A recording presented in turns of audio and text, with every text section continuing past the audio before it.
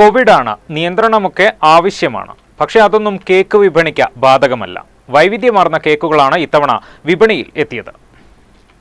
Covid കാലമായതിനാൽ മുൻവർഷങ്ങളിലെ പോലെ കച്ചവടം കുറവാണെങ്കിലും വലിയ പ്രതീക്ഷയോടെയായിരുന്നു കേക്ക് വിപണി സജീവമായത്. ക്രീം കേക്കുകൾക്ക് ഇഷ്ടക്കാർ ഏറെയുണ്ടെങ്കിലും പ്ലം കേക്കുകളാണ് എന്നും ക്രിസ്മസ് വിപണിയിലെ താരം.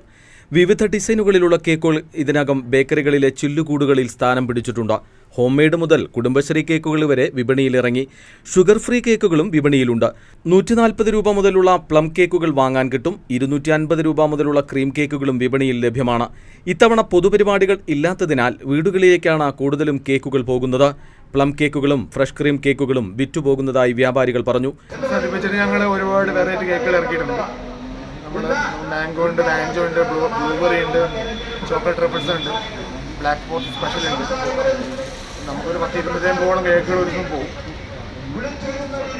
പറഞ്ഞാൽ ക്രിസ്മസിൻ്റെ ഒരു തിരക്ക് അങ്ങനെ ആളുകൾ ഇറങ്ങാൻ ചെറിയൊരു ബുദ്ധിമുട്ടുണ്ട്. നമുക്ക് അത്യാവശ്യം ഓർഡേഴ്സ് കാര്യങ്ങളൊക്കെ വരുന്നുണ്ട്. പിന്നെ എല്ലാ കൊല്ലത്തും പോലെ നമ്മളെല്ലാ വെറൈറ്റിയും നമ്മൾ ഇറക്കുന്നുണ്ട്. ഡിസംബർ 2ാം വാരത്തോടെ ഉണർന്ന കേക്ക് വിപണി പുതുവർഷം വരെ നീണ്ടുനിൽക്കുമെന്നാണ് വ്യാപാരികളുടെ പ്രതീക്ഷ. ജിൻസ് തോട്ടുങ്കര, വയനാട് വിഷൻ, കൽപ്പറ്റ.